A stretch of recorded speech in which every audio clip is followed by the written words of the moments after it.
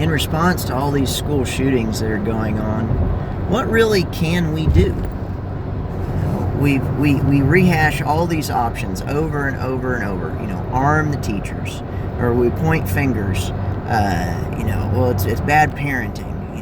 Or we got parents wanting to be their kids' friends instead of their parents. Or you got it's the divorce rate. The divorce rate's really high, and you got single parents raising the kids, which means the community's raising the kids. Or it's video games, it's screens, it's lack of morals. It's we took prayer and the Bible out of school.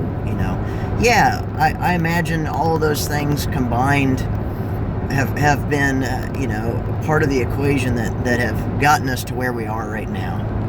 But what can we do about it? What tangible, tactile options do we have to respond to this threat? Because this is a threat. It's a threat to our children. It's a threat to our families. It's a threat to us out in public. It's a threat everywhere.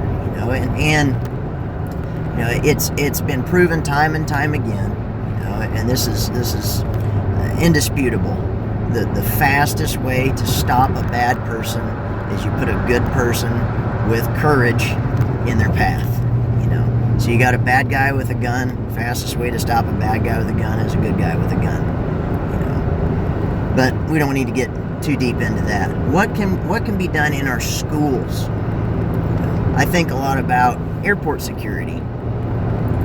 20, 30 years ago, whenever it was when they started ramping up airport security, because they had a few issues, a few incidents, either inside the airport or on an airplane.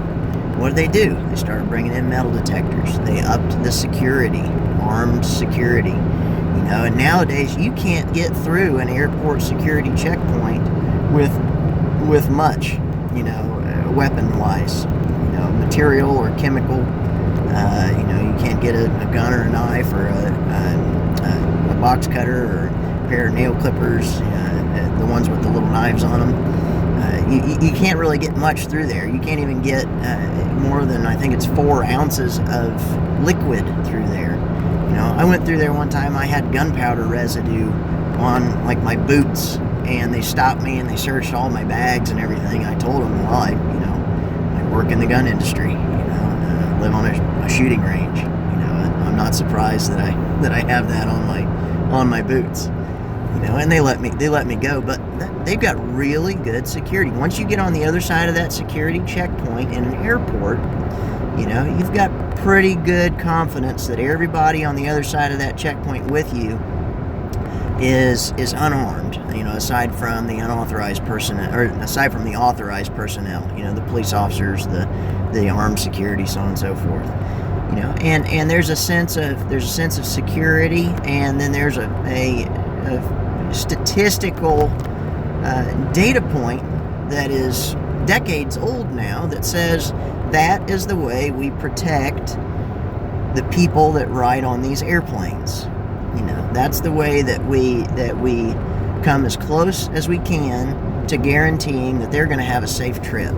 Well, why not use that same method to come as close as we can to guarantee that our kids, who are either in school now or are going to be in school soon, are going to be safe while they're in there learning what they need to learn. God bless you guys, and stay safe out there.